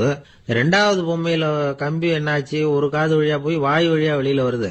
இது மாதிரியான நண்பர்கள் கிட்ட நாம கஷ்டத்தை சொன்னா அதை அவங்க 4 பேர்கிட்ட போய் சொல்லி நமக்காக உதவி கேட்பாங்க. நமக்குன்னு கேட்டு வாங்கி அதை நம்ம கிட்ட கொண்டுட்டு கொடுப்பாங்க. இவங்க மத்தியமமான நண்பர்கள். மூணாவது பொம்மையில ஒரு காது வழியா செலுத்துற கம்பி இன்னொரு காது வழியா வெளியில வந்துருது. இது மாதிரியான நண்பர்கள் கிட்ட நம்ம கஷ்டத்தை சொன்னா அவங்க காது கொடுத்து கேட்கறது மாதிரி நடிப்பாங்க. அப்படியே இன்னொரு காது வழியா அதை வெளில விட்டுருவாங்க. அதை பத்தி கவலைப்பட மாட்டாங்க. இதுதான் இந்த பொம்மைகளுக்குள்ள இருக்கிற வித்தியாசம் அப்படின்னு விளக்கம் கொடுத்தாராம் மன்னர். படிக்கிற பிள்ளைங்கள்லயும் இது மாதிரி 3 வகை உண்டு. சில பேர் காதால வாங்கி மனசுல வச்சுக்குவான், சில பேர் காதால வாங்கி பேனாவால எழுதி விடுவான், சில பேர் ஒரு காதால வாங்கி இன்னொரு காதால வெளியில விட்டுருவான். ஒரு பையன் வகுப்புல ஆசிரியர் பாடம் நடத்தும் பொழுது தலையை வேகமா ஆட்டி ஆட்டி கேட்பானா, ஏண்டா இப்படி தலையை இப்படி ஆட்டுற அப்படின்னு கேட்டிருக்கான் பக்கத்துல இருந்தவன். தலையை ஆட்டினா தாண்டா ஒரு காது வழியா உள்ள போறது இன்னொரு காது வழியா வெளியில வேகமா வெளில போகும் அப்படின்னானா அந்த பையன். ஒருத்தர் இருக்கார், நல்ல உத்தியோகத்துல தான் இருக்கிறார். ஆனா எப்ப பார்த்தாலும் முகத்தை வெறுப்பா வச்சிருப்பார். அப்படியே வருவார் போவார். ஏன் சார் இப்படி இருக்கிறீங்க அப்படின்னு விசாரிச்சோம். ஏண்டா இந்த வேலைக்கு வந்தோம்னு இருக்கு சார் அப்படின்னார். உங்க வேலை உங்களுக்கு பிடிக்கலையா அப்படின்னு கேட்டோம். இல்லைன்னார். இப்படிப்பட்டவங்க வெற்றிகரமான வாழ்க்கை வாழ முடியாது. இது நிபுணர்கள் கருத்து. வேலையை நேசிக்க தெரிந்தவர்கள் வெற்றி பெறுவார்கள் அப்படிங்கிறாங்க அவங்க. எந்த துறையா இருந்தாலும் சரி, அந்த துறையில வெற்றிகரமா இருக்கிறவங்கள விசாரிச்சு பாருங்க. எனக்கு என்னுடைய வேலை ரொம்ப பிடிக்கும் அப்படின்னு சொல்றவங்களா தான் இருப்பாங்க. அப்படி இருந்தாதான் அது வெற்றிகரமா இருக்க முடியுது அவங்களால. ஒருத்தனுக்கு பிடித்தமான பொழுதுபோக்கே அவனுடைய தொழிலா இருந்துட்டுதுன்னா அவனை மாதிரி கொடுத்து வச்சவன் வேற யாரும் இல்லை அப்படிங்கிறார் பெர்னாட் ஷா. ஒரு தடவை மன்னர் ஹுமாயூன் உயிரை தண்ணீர் முண்டு ஊற்றுகிற தொழிலாளி ஒருத்தர் காப்பாத்தினாராம் அந்த ஹுமாயூன் உயிரை. உடனே மன்னர் கேட்டிருக்கார், உனக்கு என்ன வேணும்னாலும் கேளு தரேன், உயர் பதவி வேணுமா அப்படின்னு கேட்டாராம். மன்னா, மக்களின் தாகம் தீர்க்கக்கூடிய இந்த பணியை விட உயர்ந்தது உண்டா அப்படின்னாராம் அந்த தொழிலாளி. அவரால் அவருடைய வேலையை நேசிக்க முடிஞ்சுது, அதனால மகிழ்ச்சியா இருக்க முடிஞ்சுது. நாமெல்லாம் அப்படி இல்லை. வேலை கிடைக்கிற வரைக்கும் கிடைச்சா போதும் அப்படின்னு இருக்கோம். கிடைச்சதுக்கு அப்புறம் ஏன்டா இந்த வேலைக்கு வந்தோம்னு ரொம்பவும் அழுத்துக்குவோம். சரி, நாம் இருக்கிற இடத்துல நாம் வெற்றிகரமா இருக்க வழி உண்டா அப்படின்னா உண்டுன்னு சொல்றாங்க. அதாவது மன இயல் நிபுணர்கள் இருக்கிறாங்க இல்லையா, அவங்க அதுக்கு முக்கியமா 6 வழிகள் சொல்றாங்க. நீங்க ஒரு அலுவலகத்தில் வேலை பார்க்குறவரா அப்படின்னா இதை கேளுங்க. அதாவது உங்க மேலதிகாரி எதிர்பார்ப்புக்கு தகுந்த மாதிரி உங்க வேலை இருக்குதா? அப்படி இல்லைன்னா முதல்ல உங்க வேலையின் தரம் உயரணும். உங்களுக்கு மேலே கீழே வேலை பார்க்குற பணியாளர்கள் கிட்ட நல்ல விதமா பழகுறீங்களா? அந்த உறவு முறையில் ஏதாவது குறை இருந்தா அதை கண்டுபிடிச்சு சரி பண்ணுங்க. நம்பிக்கைக்கு உரியவர் அப்படின்னு நீங்க பேர் எடுக்கணும். நீங்க எடுக்கிற முடிவு நல்ல முடிவா தான் இருக்கும் அப்படின்னு அடுத்தவங்க சொல்லணும். உங்க தோற்றத்துக்கு முக்கியத்துவம் கொடுங்க. இது மனம் உடல் ரெண்டும் சம்பந்தப்பட்டது. அதனால மனசையும் ஆரோக்கியமா வச்சிருக்கணும், உடம்பையும் ஆரோக்கியமா வச்சிருக்கணும். உங்களுடைய நிர்வாகம் செயல்படுற விதத்தை நல்லா புரிஞ்சு வச்சுக்கணும். உங்களுடைய நிர்வாகம் இப்போ ஒரு காரியம் செய்யுதுன்னு வச்சுங்க, ஏன் அப்படி செய்யுது, எதுக்காக அப்படி செய்யுது, அதனுடைய குறிக்கோள் என்ன, அது நீடிக்கிறதுக்கு காரணம் என்ன, இதையெல்லாம் தெரிஞ்சுக்கணும். சிரிப்புக்கு வஞ்சகம் பண்ணக்கூடாது. நல்லா சிரிக்கணும், அப்பதான் அது திரும்ப கிடைக்கும். கடந்த கால தோல்வியை பத்தி கவலைப்படக்கூடாது. முதலாளி விருப்பம் தெரிஞ்சு நடந்துக்கிறது நல்லதுதான். அதுக்காக காக்கா பிடிக்கணுங்கிற அவசியம் இல்லை. உங்களுக்கு ஒரு பொறுப்பான வேலை கிடைக்குது, உடனே சத்தம் குழப்பம் அப்படின்னு சூழ்நிலையை இறுக்கமா ஆக்கிடக்கூடாது. எந்த சூழலையும் இயல்பா கையாளக்கூடியவர் அப்படிங்கிறத காட்டணும். இதெல்லாம் உங்கள் துறையில நீங்கள் வெற்றி பெற நிபுணர்கள் சொல்ற யோசனைகள். இவ்வளவு விவரமும் சொல்லிவிட்டு ஒருத்தரை பார்த்து கேட்டோம், இப்ப சொல்லுங்க, நீங்க செய்யற வேலை உங்களுக்கு பிடிச்சிருக்குதா அப்படின்னோம். ரொம்ப ரொம்ப பிடிச்சிருக்குது அப்படின்னார். சரி, என்ன செஞ்சிட்டு இருக்கிறீங்க அப்படின்னு கேட்டோம். சும்மா தான் இருக்கிறேன் அப்படின்னார். ஒரே ஒரு ஊர், அந்த ஊருக்கு பேரு கொடையாளிப்பட்டி. அந்த பேருக்கு தகுந்த மாதிரி தான் அந்த ஊர் மக்களும். யார் என்ன கேட்டாலும் இல்லைன்னு சொல்லாம கொடுப்பாங்க. கொடையாளிகள் நிறைந்த ஊர். இனாமா மட்டும் இல்ல, கடனாவும் பணம் கொடுப்பாங்க. யாருக்காவது அவசரமா பணம் தேவைப்பட்டதுன்னு வச்சுக்கோங்க, அந்த ஊருக்கு போய் வாங்கிக்கலாம். பத்திரம் தேவையில்லை, சாட்சி தேவையில்லை, ஜாமீன் தேவையில்லை, எந்த உத்தரவாதமும் கேட்காம பணம் கொடுத்துருவாங்க. நம்மால் ஒருத்தனுக்கு பணம் தேவைப்பட்டது, சொந்த பந்தம்லாம் கேட்டு பார்த்தா யாரும் கொடுக்கற வழியா தெரியல. எல்லாரும் அவங்கவுங்க சௌரியத்தை பாக்குறவங்க, அடுத்தவங்க சௌரியத்தை பத்தி கவலைப்படாதவங்க. இவன் எல்லாரையும் கேட்டு பார்த்துட்டு சோர்ந்து போய் உக்காந்துட்டான். அந்த நேரம் தான் கொடையாளிப்பட்டியை பத்தி கேள்விப்பட்டான். அப்படி ஒரு ஊர் இருக்கிறது தெரிஞ்சதும் அந்த ஊருக்கு வழி கேட்டுக்கிட்டு ஒரு நாள் புறப்பட்டு போனான். வயல்காட்டு வழியா போக வேண்டியிருந்தது. மெதுவா நடந்து ஊர் எல்லைக்கு வந்துட்டான். 2 பக்கமும் விவசாய வேலைகள் மும்முரமா நடந்துகிட்டு இருக்குது. ஏர் உழுதுகிட்டு இருக்கிறாங்க. அப்ப அங்க ஒரு ஆளை பாம்பு கடிச்சுட்டுது. பக்கத்துல வேலை செஞ்சுக்கிட்டு இருந்தவங்க ஓடி வந்தாங்க. அவசரமா செய்ய வேண்டிய முதல் உதவியெல்லாம் செஞ்சு பார்த்தாங்க. பலன் இல்லை. அந்த ஆள் செத்து போட்டான். அவன் செத்து விட்டான்னு தெரிஞ்சதும் அவனை தூக்கி வரப்பு மேல போட்டுட்டு எல்லாரும் அவங்கவுங்க வேலையை கவனிக்க ஆரம்பிச்சிட்டாங்க. அங்க ஒரு ஆளு இவனை பார்த்து சொன்னான், ஐயா, நீங்க போற வழியில இவன் சொந்தக்காரன் இவனுக்கு சோறு கொண்டுகிட்டு வருவான். இவன் இங்க செத்துட்டான்னு அவன்கிட்ட சொல்லிவிடுங்க அப்படின்னா. இவனுக்கு ரொம்ப ஆச்சரியம்.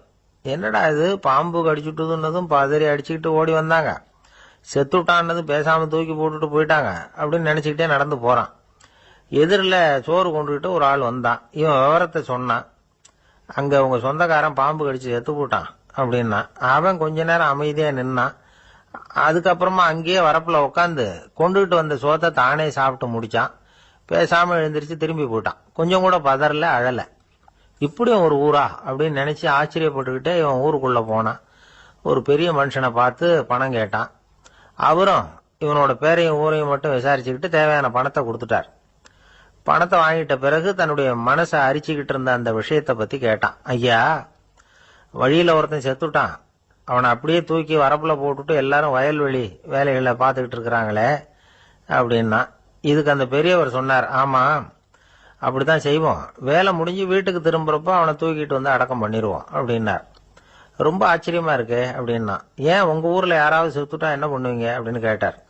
என்ன இப்படி கேக்குறீங்க, எங்க ஊர்ல எல்லாம் பணத்தை தூக்க விட மாட்டாங்க, ஒப்பாரி வைப்பாங்க, கட்டி புரண்டு அழுது புலம்பி தீத்துருவாங்க அப்படின்னா. இவன் பெரியவர் பார்த்தார்.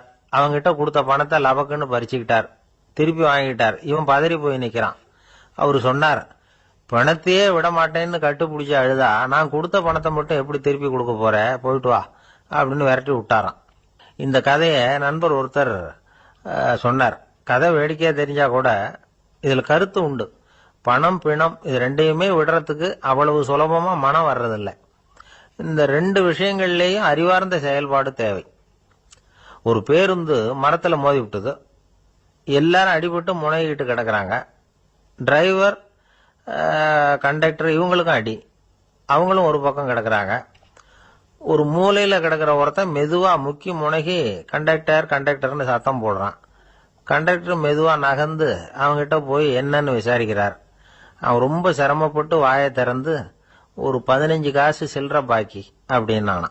வாழ்க்கையில ரொம்பவும் அடிபட்டு அல்லல் போட்டுக்கிட்டு இருக்கிற ஒருத்தர் வந்தார். மனசு ரொம்பவும் நொந்து போய் பேசினார்.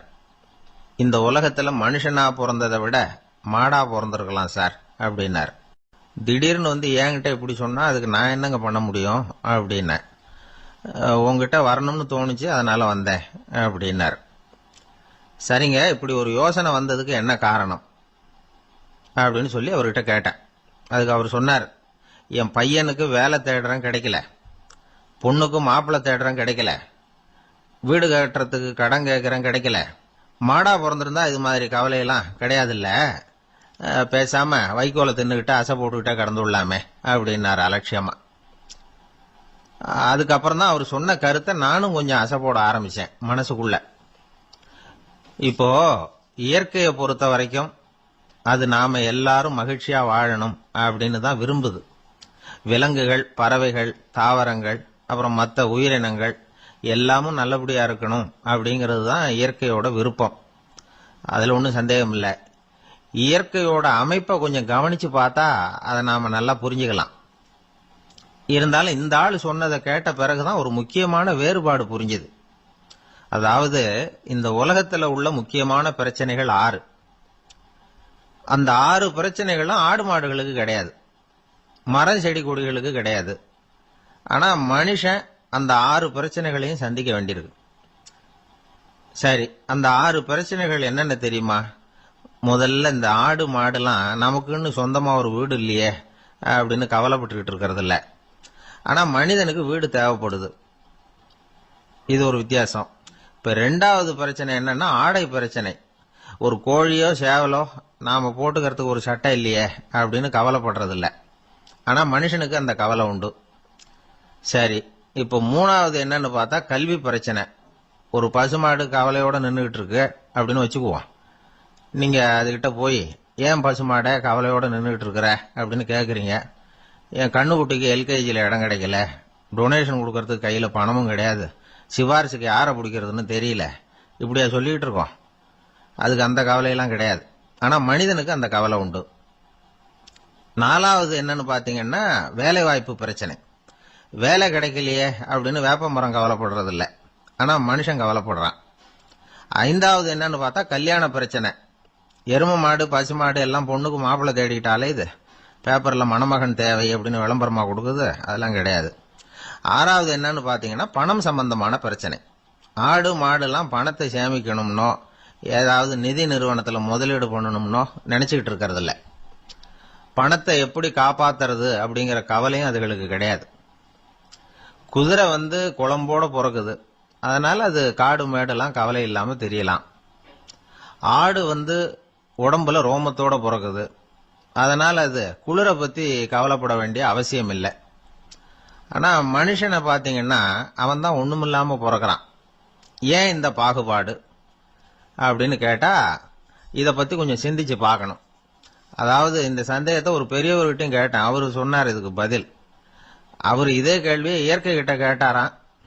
இயற்கை பதில் சொல்லிச்சான், வேற யாருக்கும் கொடுக்காத ஒரு வலுவான கருவியை, ஒரு பவர்ஃபுல் வெப்பன் மனுஷனுக்கு கொடுத்துருக்கிறேன்னு, அந்த கருவியை உபயோகப்படுத்தி அந்த 6 பிரச்சனையை மட்டும் இல்லை 6 கோடி பிரச்சனைகள் இருந்தாலும் அதையெல்லாம் சமாளிக்கலாம். அது கருவி என்ன தெரியுமா? அதுதான் 6வது அறிவு. அதை உபயோகப்படுத்தினா காலுக்கு செருப்பு தயார் பண்ணிக்கலாம், குளிருக்கு போர்வை தயார் பண்ணிக்கலாம், என்ன வேணும்னாலும் செய்யலாம் அப்படின்னு இயற்கை பதில் சொல்லிச்சான். அதனால நாம செய்ய வேண்டியது என்னன்னா இயற்கையை முதல்ல சரியா புரிஞ்சுக்கணும். இயற்கையின் படைப்பையே நாம சரியா புரிஞ்சுக்கிறது இல்லையே, அதுதான் வேதனை. இந்த கதையை கேளுங்க. இப்ப நகரத்திலிருந்து ஒரு ஆளு கிராமத்துக்கு வந்தான். அங்க ஒரு சிறுவன் மாடு மேய்ச்சிக்கிட்டு இருந்தான். நகரத்து ஆள் சொன்ன, எவ்வளவு அழகான பசு, அது சரி இதுக்கெல்லாம் ஏன் கொம்பு இல்லைன்னா. இதுக்கு அந்த பையன் பதில் சொன்னான், பசுமாட்டுக்கு கொம்பு இல்லாததுக்கு பல காரணங்கள் உண்டு. கண்ணுக்குட்டியா இருந்தா கொம்பு இருக்காது, பசு வளர்ந்து பெருசானதுக்கு அப்புறம் தான் கொம்பு முளைக்கும், இது ஒரு காரணம். சில சமயம் வளர்ற கொம்பு எடுத்து விடுறது உண்டு, அது ஒரு காரணம். ஆனா இதுக்கு ஏன் கொம்பு இல்லைன்னு கேக்குறீங்க, அதுக்கு என்ன காரணம்னா இது பசு இல்ல குதிரை அப்படின்னானா. ஐயா, உங்க பேரை தொடர்ந்து தினம் கேட்டுக்கிட்டு இருக்கிறேன் அப்படின்னாரு ஒருத்தர். தொடர்ந்து கேட்குறீங்களே, உங்களுக்கு காது வலிக்கலையா அப்படின்னு கேட்டோம். பேசுற உங்களுக்கே வாய் வலிக்கல அப்படிங்கிறப்போ கேட்குற எங்களுக்கு எப்படி காது வலிக்கும் அப்படின்னார். நம்ம உடம்புல ஒரு அதிசயம் என்ன தெரியுமா? ரொம்ப நேரம் நாம நடக்கிறோம்னு வச்சுக்கோங்க, கால் வலிக்கும். ரொம்ப நேரம் வேலை செஞ்சா கை வலிக்கும், உடம்பு வலிக்கும். ரொம்ப நேரம் பார்த்துக்கிட்டே இருந்தா கண்ணு வலிக்கும். ரொம்ப நேரம் பேசிக்கிட்டே இருந்தா வாய் கூட வலிக்கும். ஆனா ரொம்ப நேரம் கேட்டுக்கிட்டே இருக்கிறதுனால காது வலிக்கிறது இல்லை. அதனால கேட்கறதுக்கு முக்கியத்துவம் கொடுத்தாங்க நம்ம பெரியவங்க. திருவள்ளுவர் தேவையில்லாம வார்த்தைகளை உபயோகப்படுத்த மாட்டார். ஒரு திருக்குறள்னு எடுத்துக்கிட்டாவே அதுல மொத்தம் 7 வார்த்தைகள், அவ்வளவுதான். அப்படி 7 வார்த்தைகள் மட்டுமே உள்ள ஒரு திருக்குறள்ல வள்ளுவர் ஒரே வார்த்தையை 5 தடவை உபயோகப்படுத்தியிருக்கிறார், திரும்ப திரும்ப பயன்படுத்தி இருக்கிறார். அப்படின்னா அதை எந்த அளவுக்கு வலியுறுத்தி சொல்றார் அப்படிங்கறத நாம புரிஞ்சுக்கணும். அது என்ன குறள்? செல்வத்துள் செல்வம் செவிச்செல்வம், அச்செல்வம் செல்வத்துள் எல்லாம் தலை. செவிச்செல்வம்ங்கிறது அவ்வளவு முக்கியமானது. கற்றலின் கேட்டல் நன்று. அதிகம் கேட்கணுங்கிறதுக்காகத்தான் எவ்வளவு கேட்டாலும் காது வலிக்கிறது இல்லை. குறைச்சலா பேசணும், அதிகமா கேட்கணும். இன்னொரு விஷயம் கவனிங்க, நம்ம உடம்புல கண்ணுக்கு மூடி இருக்குது, எதையாவது நாம பார்க்க விரும்பலன்னா உடனே கண்ணை மூடிக்கலாம். நம்ம வாய்க்கு மூடி இருக்குது, பேச விருப்பம் இல்லையா, வாய் மூடிக்கலாம். மூக்குக்கு கூட மூடிக்கிற வசதி இருக்குது, எதையாவது முகர விருப்பம் இல்லையா, மூச்சை அடக்கிக்கலாம். ஆனா பாருங்க, காதுக்கு மூடி கிடையாது, அதை கையால தான் மூட முடியும். யார் என்ன சொன்னாலும் அது நல்லதோ கெட்டதோ காதுல விழுந்துகிட்டு தான் இருக்கும். அறிவு தான் நல்ல விஷயங்களை எடுத்துக்கிட்டு கெட்ட விஷயங்களை விட்டுடணும். நல்ல கருத்துக்கள் நம்ம காதுல நிறைய விழுந்துகிட்டே இருக்கணும். அதை கேட்டு நாம நல்லபடியா வாழணுங்கிறது தான் படைப்பின் விருப்பம். ஆன்மீகவாதிகள் கூட ஒன்று சொல்லுவாங்க, அதாவது ஆன்மீக பாதையில நீங்க முன்னேறணும்னா முதல்ல சிரவணம் செய்யணும்பாங்க. அதாவது பெரியவங்க சொல்ற நல்ல கருத்துக்களை கேட்கணும் அப்படின்னு அதுக்கு அர்த்தம். அதனால யாரு நல்ல கருத்துக்களை சொன்னாலும் அதை காது கொடுத்து கேளுங்க. இவ்வளவு கருத்துக்களையும் நம்ம நேயர் ஒருத்தர்கிட்ட சொல்லிட்டு இருந்தோம். அவரும் சரி சரின்னு தலையாடிக்கிட்டே இருந்தார். அப்புறம் சொன்னார், நீங்க சொல்றது சரிதான் சார், காதுக்கு மூடி இல்லைங்கிறது ரொம்ப சரி. அதனால தான் உங்க தகவல் கூட நாங்கள் விரும்புகிறோமோ இல்லையோ தினம் காதில் விழுந்துக்கிட்டு இருக்குது அப்படின்னார். எங்களுக்கு ரொம்ப பெருமையாக இருந்தது. அப்படியா அப்படின்னோம். ஆனாலும் என்ன மாதிரி சில பேர் நீங்கள் தகவல் சொல்கிற சமயத்தில் காதில் மூடி இல்லையேன்னு சொல்லி கவலைப்படுறதில்ல சார் அப்படின்னார். ஏன்னு கேட்டோம். காதை மூடுறதுக்கு தானே வசதி இல்லை, ரேடியோவை மூடுறதுக்கு வசதி இருக்குதுல்ல, அதனால் டக்குன்னு அதை மூடி வச்சுருவோம் அப்படின்னார். ஜவஹர்லால் நேரு பிரதமராக இருந்த சமயம் அவர் ஒரு தடவை சென்னைக்கு வந்திருக்கிறார். இங்கே சில முக்கிய நிகழ்ச்சிகளில் கலந்துக்கிறதுக்காக வந்திருந்தார். ஆளுநர் மாளிகையில் ஒரு நாள் ராத்திரி தங்கி மறுநாள் புதுடெல்லி புறப்படுறதாக ஏற்பாடு. நிகழ்ச்சியிலெல்லாம் முடிச்சுக்கிட்டு ஆளுநர் மாளிகையில் தங்கி இருக்கிறார். அன்றைக்கு இரவு படிக்கிறதுக்கு ஒரு முக்கியமான புத்தகம் அவருக்கு தேவைப்பட்டது. அந்த சமயத்தில் உலக அளவில் ஒரு முக்கியமான பொருளாதாரம் சம்பந்தமான ஒரு புத்தகம் வெளியாகி இருக்கிற விஷயம் அவருக்கு தெரியும். அந்த புத்தகம் மெட்ராஸுக்கு வந்திருக்குமா, அது இங்கே கிடைக்குமா அப்படின்னு விசாரிச்சிருக்கிறார் நேருஜி. அவர் இப்படி கேட்ட உடனே அங்கே இருந்தவங்கெல்லாம் ரொம்ப பரபரப்பாக செயல்பட ஆரம்பிச்சுட்டாங்க.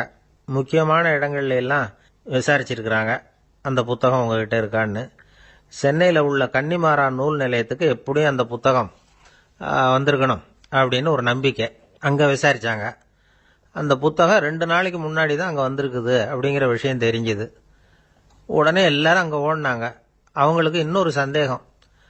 புத்தகம் வந்திருக்கு சரி, அது இந்த சமயத்தில் வேற யாரும் படிக்கிறதுக்கு எடுத்துகிட்டு போயிருக்கக்கூடாதே அப்படிங்கிற சந்தேகம் இருந்தாலும் மனசுக்குள்ள ஒரு தைரியம். இப்படி ஒரு புத்தகம் வெளிவந்திருக்கிற விஷயமே நேருஜி சொல்லி தான் நமக்கே தெரியும். அதுவும் இல்லாமல் உலக பொருளாதாரம் சம்பந்தமான ஏதோ ஒரு புத்தகம் அது. அதை போய் இந்த நேரத்தில் அவ்வளவு ஆர்வமாக யார் எடுத்துகிட்டு போயிட போகிறாங்க அப்படிங்கிற தைரியம். இந்த தைரியத்தோடு அந்த நூல் நிலையத்துக்கு ஓடினாங்க. புத்தகத்தை தேடுனா அது கிடைக்கல, யாரோ எடுத்துகிட்டு போயிருக்கிறாங்க. நேருவுக்கு மட்டுமே தெரிஞ்சிருந்த அந்த புத்தகம் பற்றின விஷயம் சென்னையில் வேற ஒருத்தருக்கும் தெரிஞ்சிருக்குது. உடனே எல்லாரும் பரபரப்பாக அந்த அதுக்குன்னு இருக்கிற ரிஜிஸ்டர் இருக்குல்ல, பதிவேடு, அதை புரட்டி பார்க்குறாங்க யார் எடுத்துகிட்டு போகிறாங்கன்னு தெரிஞ்சுக்கிறதுக்காக. எடுத்துகிட்டு போனவங்க அதில் கையெழுத்து போட்டிருப்பாங்கல்ல, அதை பார்த்து யாருன்னு தெரிஞ்சுக்கலாம் அப்படிங்கிறதுக்காக தான் அதை புரட்டுறாங்க. அதோ அந்த புத்தகத்தோட பேர் பக்கத்தில் அதை எடுத்துக்கிட்டு போனவங்க கையெழுத்து உத்து பார்க்குறாங்க எல்லாரும். அதில் போட்டிருக்குது பேர் CN அண்ணாதுரை அப்படின்னு எழுதியிருந்தது. அவர் தான் பேரறிஞர் அண்ணா. நேரு படிக்க விரும்பின ஒரு புத்தகத்தை அதே நேரம் படிக்க விரும்பின இன்னொரு தலைவர் இவர். படிக்கிறதுல அவருக்கு இருந்த ஆர்வத்தை நாம் தெரிஞ்சுக்கணும்னா அதுக்கு எவ்வளவோ சம்பவங்கள் இருக்கு. கடைசி காலத்தில் அவர் அடையாறு மருத்துவமனையில் படுத்திருக்கிறார். அவருக்கு ஒரு முக்கியமான அறுவை சிகிச்சை செய்ய வேண்டியிருக்குது அவசரமாக. அமெரிக்காவிலேருந்து டாக்டர் மில்லர் வந்திருக்கிறார். அவர்கிட்ட கேட்குறார், டாக்டர் நாளைக்கே அறுவை சிகிச்சை செய்ய போறீங்களா அப்படின்னு. ஆமாங்கிறார் டாக்டர் மில்லர். நாளைக்கு மறுநாள் செஞ்சுக்கிறேனே அப்படின்னாரான் அண்ணா. ஏன் ஏதாவது நாள் பார்க்குறீங்களான்னு கேட்டிருக்கார். இல்லை, ஒரு புத்தகத்தை படிச்சுக்கிட்டு இருக்கிறேன், அதை நாளைக்குள்ளே முடிச்சிருவேன், அதுக்கப்புறம் நான் இறந்தாலும் கவலை இல்லை அப்படின்னாரான் இவர். அவர் தான் அறிஞர் அண்ணா. சங்ககால நூல்கள்லேருந்து சமீபத்தில் வந்த நூல்கள் வரைக்கும் எல்லாம் அவர் படிச்சிருக்கிறார். ஒரு திருமண விழாவில் அவர் பேசும்பொழுது சொன்ன விஷயம் இது. சங்க காலத்தில் காதலியை மணக்க விரும்புகிறவனுக்கு அவனுடைய தந்தை வீர சோதனைகள்லாம் வைப்பாரு. போய் புலிப்பல்லு கொண்டுகிட்டு வா, அப்போதான் என் பொண்ணை கொடுப்பேன் அப்படின்னு சொல்லுவார். காதலன் உடனே காட்டுக்கு போவான், ஒரு புலியை கொன்று அதனுடைய பல்லை கொண்டுகிட்டு வருவான். அதை வீர பதக்கத்தில் பதிச்சு அவனுக்கு மாமனார் சூட்டுவார் கல்யாண சமயத்தில். இப்போலாம் காதலன் கிட்ட அப்படி சொல்ல முடியாது. இப்போலாம் காதலன் கிட்ட காட்டுக்கு போய் புலிப்பல்லு கொண்டுகிட்டு வான்னு யாராவது சொன்னா புலி தான் மாப்பிள்ளையா வந்து சேரும் அப்படின்னார். ஏங்க எங்கே போயிட்டு வரீங்க அப்படின்னு கேட்டேன். எனக்கு வேண்டப்பட்ட ஒருத்தரை பார்த்து. ஆஸ்பத்திரிக்குன்னார். எந்த ஆஸ்பத்திரிக்குன்ன? மாட்டு ஆஸ்பத்திரிக்குன்னார். என்ன விஷயம்னு? மாமனாருக்கு உடம்பு சரியில்லை, அதுதான் மாட்டு ஆஸ்பத்திரிக்கு போயிட்டு வரேன்னார். அட பாவி, அதுக்கு அந்த ஆஸ்பத்திரிக்கா போவாங்க அப்படின்னு ஆச்சரியமா. அட அது இல்லைப்பா, முதல்ல எங்கள் குடும்ப டாக்டர் தான் தேடிக்கிட்டு போனேன். அவர் அந்த நேரத்தில் அவர் வளர்க்குற நாய்க்குட்டிக்கு உடம்பு சரியில்லைன்னு சொல்லி அதை தூக்கிக்கிட்டு மாட்டு ஆஸ்பத்திரிக்கு போயிட்டாராம் சொன்னாங்க. அதனால அங்கே போய் அவரை சந்தித்து விஷயத்தை சொல்லிவிட்டு வர்றேன்னார். அப்புறம் தான் எனக்கு கொஞ்சம் நிம்மதியாக இருந்தது. பொதுவாக நமக்கு தெரிஞ்ச வரையில் டாக்டர்கள் 2 வகை. நமக்கு வைத்தியம் பண்ணுற டாக்டர்கள் ஒரு வகை, நம்மக்கிட்ட இருக்கிற ஆடு மாடு கோழிக்கு வைத்தியம் பண்ணுற டாக்டர்கள் ஒரு வகை. இப்போ தான் எனக்கு தெரியும் இன்னொரு வகையான டாக்டர்களும் உண்டுங்கிறது. அது யாருன்னா பூச்சிகளுக்கு வைத்தியம் பண்ணுற டாக்டர்கள், அதாவது பூச்சி டாக்டர்கள். வெளிநாடுகளில் அப்படிலாம் கூட சில பேர் இருக்கிறாங்க. பிரிட்டனில் யார்க்ஷயர் வட்டாரத்தில் ராதர்ஹாம் அப்படின்னு ஒரு ஊர், அங்கே ஒரு விலங்கியல் மருத்துவர், பேரு டாக்டர் லான்ஸ் ஜெப்சன். அவர் ஆஸ்பத்திரி வாசலில் பார்த்தீங்கன்னா தினமும் நிறைய பேர் நின்றுக்கிட்டு இருப்பாங்க. கையில் கண்ணாடி குடுவை, தகர டப்பா இப்படி ஏதாவது இருக்கும். அதுக்குள்ளே ஏதாவது பூச்சிகள் இருக்கும். அதுக்கு வைத்தியம் பண்ணுறதுக்காக வந்தவங்க தான் அவங்கெல்லாம். சிலந்தி பூச்சி, பல்லி, தேளு, பாம்பு இப்படி ஏதாவது இருக்கும். பொழுதுபோக்காக சில பேர் நாய், பூனை, கிளி, மைனா, புறா இப்படி ஏதாவது வளர்க்குறாங்கல்ல, அது மாதிரி இப்போல்லாம் தேளு, பல்லி, பாம்பு, பூச்சி இதையெல்லாம் வளர்க்க ஆரம்பிச்சிட்டாங்களாம். இது ஒரு புது ஃபேஷன். இப்போ கூண்டுக்குள்ளே டப்பாக்குள்ளே போட்டு வளர்க்குறது, அதுக்கு ஏதாவது நோய் வந்துட்டுதுன்னா வைத்தியம் பண்ணுறதுக்கு டாக்டர்கிட்ட வந்துட வேண்டியது, இப்படி இந்த பழக்கம்லாம் நிறையா வந்துட்டுது. ரத்தம் உறிஞ்சிற அட்டைகள் கூட இவங்ககிட்ட வைத்தியத்துக்கு வருதான். சிலந்திகளில் செங்கால் சிலந்தின்னு ஒரு வகை. மத்திய அமெரிக்க காடுகளில் இது அதிகம். சிலந்திகள்லேயே ரொம்ப விலை உசந்தது இந்த ரகம்தான். கால்களில் சிவப்பு கோடுகள் இருக்கும். இந்த இனம் இப்போ குறைஞ்சிக்கிட்டே வர்றதுனால சர்வதேச விதிகளின்படி இவற்றின் ஏற்றுமதி இறக்குமதிக்கு தடை விதிக்கப்பட்டிருக்குது. அதனால் இதை வளர்க்குறவங்க வீட்டுக்குள்ளேயே இனவிருத்தி மூலமாக பெருக்கி விற்பனை பண்ணிட்டு வராங்களாம். அந்த வகை சிலந்திகள் தான் இப்போ வைத்தியத்துக்கு அதிகமாக வருதான். சரி, இதுக்கெல்லாம் எப்படி வைத்தியம் பண்ணுறாங்க? முதல்ல அதை குளிர்பதன பெட்டியின் வழுவழுப்பான சுவரில் விட்ட உடனே அதெல்லாம் மெதுவாக இறங்கி வரும். அப்போ அதன் நோயை கண்டுபிடிக்கிறது சுலபம். அப்புறம் அதுக்கு கிருமிகளை கொல்லக்கூடிய மருந்துகளையோ வலி நிவாரண மருந்துகளையோ கொடுப்பாங்க. கால் உடைஞ்ச சிலந்திகளுக்கு பசையை கொண்டு ஆப்ரேஷன் பண்ணுவாங்க. சில சிலந்திகளுக்கு உடைஞ்ச காலை எடுத்துட்டா புதிய கால் வளர்ந்துடும். சிலந்திகளை மனிதர்கள் கையில் எடுக்கிறப்போ அது பயந்து போய் கீழே குதிக்குது. அதனால் கால் உடஞ்சி விடுது, இல்லைன்னா வயிறு சேதமடையுது. அந்த நிலைமையில் வர்ற சிலந்திகளுக்கு மயக்க மருந்து கொடுத்து ஆப்ரேஷன்லாம் கூட பண்ணுறாங்களாம். பார்த்தீங்களா பூச்சிகளுக்கு வந்த வாழ்வே? நம்ம ஊர்லேயும் வீடுகளில் பூச்சிகள் வளர்க்குறது உண்டு. ஒருத்தர் வந்தார், எனக்கு 3000 கரப்பாம்பூச்சி அவசரமாக தேவைப்படுது, எங்கே கிடைக்கும்னு கேட்டார். கரப்பாம்பூச்சியா? அது என்னத்துக்குன்னு கேட்டோம். அது வேற ஒன்றும் இல்லை, நான் குடியிருக்கிற வாடகை வீட்டை காலி பண்ண போகிறேன். வீட்டு சொந்தக்காரர் என்ன சொல்கிறாருன்னா, இந்த வீட்டுக்கு நான் குடி வந்தப்போ எப்படி இருந்ததோ அதே நிலைமையில் விட்டுட்டு போகணும்னு வீட்டுக்காரர் சொல்லியிருக்கிறார், அதனால தான் கேட்டேன் அப்படின்னார். ஒருத்தர் ரொம்பவும் மகிழ்ச்சியாக வந்துக்கிட்டு இருந்தார். என்ன விஷயம்னு விசாரித்தேன். நான் தோற்று போயிட்டேன், அதுதான் மனசுக்கு மகிழ்ச்சியாக இருக்குது அப்படின்னார். எனக்கு இது ரொம்ப ஆச்சரியமாக போச்சு. இந்த உலகத்தில் தோற்று போகிறவங்க யாரும் மகிழ்ச்சியாக இருக்கிறது இல்லை. அப்படி இருக்கிறப்ப இவர் இப்படி சொல்கிறாரே, எங்கே தோற்று போனீங்கன்னு கேட்டேன். அதுக்கப்புறம் தான் அவர் விவரமாக சொன்னார். என்னோட 5 வயசு குழந்தையோட நான் விளையாடிக்கிட்டு இருந்தேன். அந்த விளையாட்டில் என் குழந்தை ஜெயிச்சுட்டுது, நான் தோற்று போயிட்டேன் அப்படின்னார் ரொம்ப உற்சாகமாக. நான் யோசித்து பார்த்தேன். அதாவது நாம் சின்ன குழந்தையா இருக்கிறப்போ எந்த விளையாட்டில் கலந்துக்கிட்டாலும் அதில் நாம தான் ஜெயிக்கணும்னு ஒரு வெறி நமக்குள்ளே இருக்கும். நம்மளை எதிர்த்து விளையாடுறவர் நல்லவரா கெட்டவரா, பெரியவரா சின்னவரா அப்படிங்கிறதெல்லாம் முக்கியம் கிடையாது. அவர் தோற்று போகணும், நாம் ஜெயிக்கணும், அதுதான் முக்கியம். எதிரியை சந்தோஷப்படுத்த விளையாடுகிற கலை அப்போ நமக்கு தெரியறதில்ல. வாழ்க்கையில் ஒரு பக்குவம் வந்ததுக்கு அப்புறம் வெற்றி பெறணுங்கிற மன அழுத்தம் போயிடுது. போட்டியில் ஜெயிக்கணுங்கிறத விட குழந்தையை சந்தோஷப்படுத்தணுங்கிறது முக்கியமாக போச்சு. ஜெயிக்கணுங்கிற வெறி ஓடி போட்டுது. ஒரு குழந்தையா இருந்தப்போ நம்ம வளர்ச்சிக்கு உதவிய வெறி பெரியவனானதுக்கு பிறகு நமக்கு எதிரியாக மாறுது. அதை சரியான சமயத்தில் நாம் புரிஞ்சுக்கிட்டோம்னா போதும், நாம் பொழைச்சிக்கலாம். ஒவ்வொரு மனுஷனுமே வாழ்க்கையோட அடுத்த கட்ட வளர்ச்சியில் அடி எடுத்து வைக்கிற நேரத்தில் தன்கிட்ட இருந்து ஏதோ ஒரு குணத்தை அல்லது தன் குணம் இருந்த ஏதோ ஒரு உறவை நாம் இழக்கத்தான் வேண்டியிருக்குது. ஒரு கட்டம் வரைக்கும் உதவியா இருந்த குணம் அடுத்த கட்டத்துக்கு தடையா கூட மாறிடலாம். இந்த பரிமாண மாற்றத்துக்கு உள்ளாகிற ஒவ்வொருத்தரும் பிரத்யட்சமா இதை உணர்றாங்க.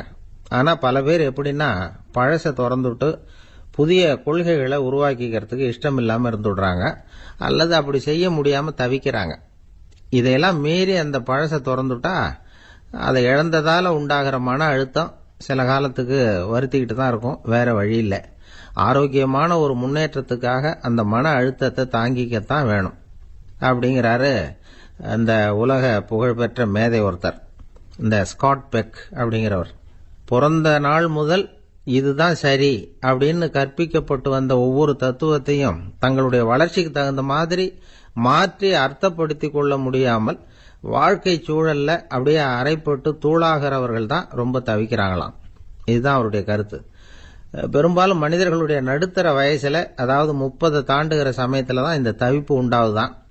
இதை தான் மேற்கத்திய நாடுகளில் அடிக்கடி மிட் லைஃப் கிரைசிஸ் அப்படின்னு சொல்றாங்க. அப்பப்போ பழசையெல்லாம் தொலைச்சி விட்டு புதுசு புதுசா பிறக்கிறதுக்கு கத்துக்கணும்.